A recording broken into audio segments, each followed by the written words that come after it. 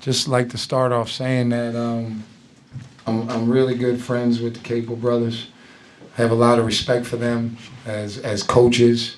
I was their dad used to mentor me in this business. We spent a lot of time together at Final Fours and stuff, and so I have all the respect in the world for Jeff Capel. I told him before the game, I've been paying close attention to what he's doing and how he took over the program and what he has done, just embracing the city. I watch their team on Twitter, the work that those guys are putting in, the players, the coaches. You're watching them on the road, and he has a great staff that's doing a lot of good things, getting Pitt basketball back to where all of you would love to have it. So I have all the respect in the world, and it was fun to have an opportunity to play in your gym and the ACC floor, and I'm glad my kids played better than we did last week. We had a tough one at Kansas, and it kind of got rolling and got away from us, but so I wasn't sure if we were going to hang our heads some because that's a hard thing to come back from so quickly. But I was really proud of my club. I thought we gave them a scare for a little while. Then they got away from us, got it to 9, and then they could relax and make a couple plays that if they would have went the other way, maybe we could have stole one in their building. How did their father mentor you in the circumstances? Well, just when I was younger and played at Carolina, I was kind of hard-headed. And I thought I knew, I had all the answers, and I was fortunate that I had Coach Smith. But when you get into college basketball coaching, you get to meet a lot of really good people. And I knew Mr. Capel from his sons playing, and one of them at Duke and then the other one at Carolina. So I've watched their family a long time.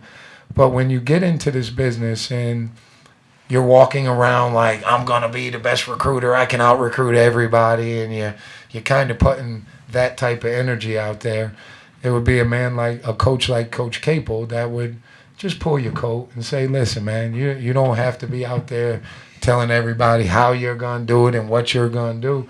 Just go out there, King, and represent your boss, represent your school the way you're supposed to represent your school. You're good at recruiting, but you just don't got to talk about it. So he calmed me down a lot. He was such a good man. So if you talked ball, he always had a smile on his face. He was always willing to help a younger coach.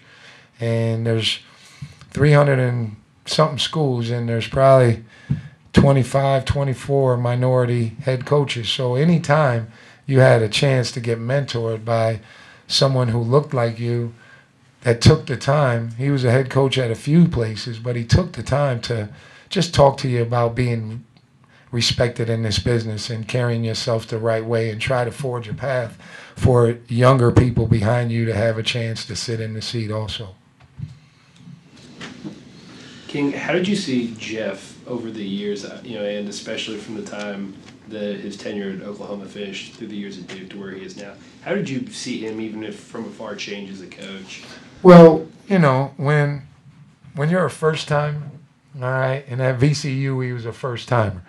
So when you first get your job, you're going to be better than every coach. You're going to be John Wooden, Dean Smith, Coach K. You're going to do all this stuff. And he had a lot of success super fast. Got them to the tournament, won some games. Then you get Oklahoma. Well, now you're in charge of a multi-million-dollar thing at a young age. Okay, I'm older than he is. All right, at a young age, and he did very well out the gate. And these jobs are hard, especially at the highest level.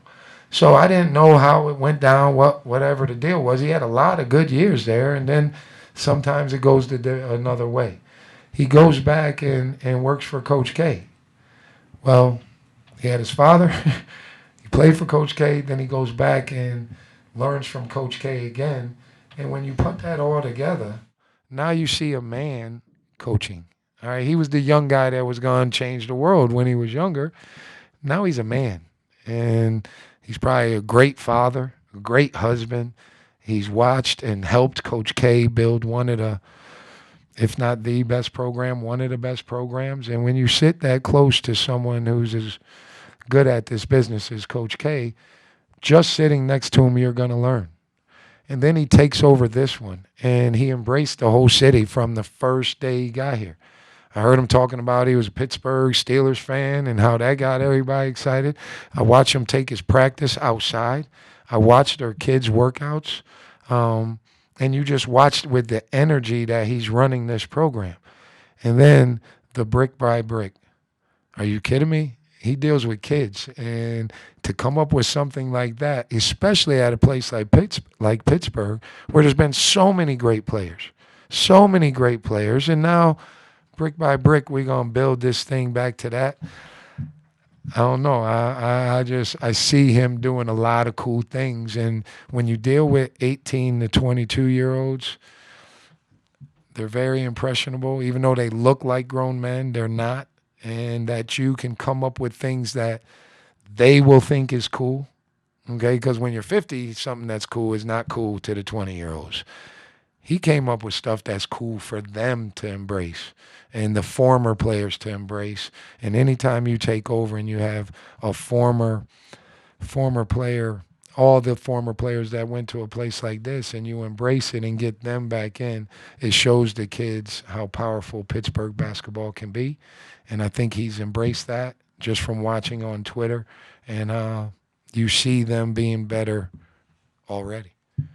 So you said you've been watching through Twitter, kind of watching this program grow. Is there anything you saw tonight in person that kind of reaffirmed that? Well, that they stayed solid. Okay, I know they lost to a mid-major not a couple nights ago. Okay, he wasn't going to let that happen again. So every time it got close, it got to 4 a couple times, and it's right there. They'd run a good play. They kept the ball in the point guard's hands and let him make the play for everybody else. He watched our defense break down. He hit the right guy. Okay, that's good coaching. That's understanding your kids. That's keeping the ball in the right people's hands. I'm getting better at that. You can see with my group, one of their guys overruns, and then we go, and the play is in the corner, and we run over a guy and say, "The guy got pushed in the back." No, you didn't get pushed in the back. Your eyes got big because you wanted to make the play, the hero play, as I call it, instead of throwing it to the guy that's open in the corner. They made those plays. That's what you can just see. Making the right play at the right time is good coaching. King, when you put the schedule together, 5 road games, 2 more away from home, what were you hoping to kind of get out of this stretch when it comes to the way your team's going to look in conference play and then towards the end of the year? Well, I think if you looked at our schedule over the years I've been here, this is one of our easiest ones. Okay, our schedule last year was way harder. Way harder. We were not favored in one of our first 12 games. Okay, when I took over Monmouth 9 years ago, I said I will play at any building. And when we first started doing this, I played Carolina, 100,000. I played Vanderbilt because I had just left there, 95,000. All right, so I brought in a lot of money when we first started. My school does not make me do that. When you recruit kids that think they should be on high major clubs. So I tell them in recruiting, we're going to play 2 or 3 of them. Okay, now this year, we're in a tournament. This is a tournament game. Okay, so we had Kansas State in the tournament. We have Pittsburgh in the tournament. Usually, you go somewhere else and play 3 games, 2 or 3 games, and you get a big check from a tournament like this. This year, we went to Kansas State, and we got this one, and we get 2 home games later. So we're not getting a check, but for us to go out to Kansas State and on our budget, I had to call Coach Self and ask him to help us out, and then he played us. Well, now we're not going to be all out of budget playing at Kansas State and Pittsburgh. Now we have all mid-majors. And the other part is, in our league, okay, our league didn't have the best year last year, but nobody wants to come to Monmouth and play. Okay, nobody wants to come and play. So you call a coach, and they go, you have to come to our place. If I call Coach Capo, he's going to say, you got to come here twice before I go there. When I got Hofstra on the schedule, he said, if I come to you, King, you got to come to me twice, and then we'll come back to you. Okay, so everybody plays that scheduling game, and I don't. Okay, I'll call you. I'll play anywhere. The year we won 28 games, we had 1 home game. Nobody wants to come and play. They always want you to start in their building, and you can't always do that. So we've kind of got it going with Lehigh, Albany, Princeton. We got some that we're going to do every year. We're going to do a couple of high majors every year and try to do an MTE if they keep letting us do them. And sometimes the games just fall that way. But other schools in my league, Iona has it worse than me. Nobody will play them at Iona. No one. Okay, and then you just start throwing games out there. Nobody wants to go to Manhattan. Nobody wants to go to Ryder. Most people don't want to go to Siena. Well, who are we going to play then? You know. So I think coaches really work on that because everybody's afraid to get fired. I do college basketball to give back what a lot of people gave to me. And I think our kids enjoy some of the trips. The one Kansas one wasn't very much fun. That one set us back a little bit, but we picked our heads up and played extremely hard today. And now we're going. Our next games are a tournament that our league in the Atlantic Sun League. So our bosses said, "King, you're going to do this one," and then we get the 2 games at home from playing in this tournament because we couldn't get anybody else. Now, next year, I got 7 home games. All right, if I win enough games this year, then we'll be all good.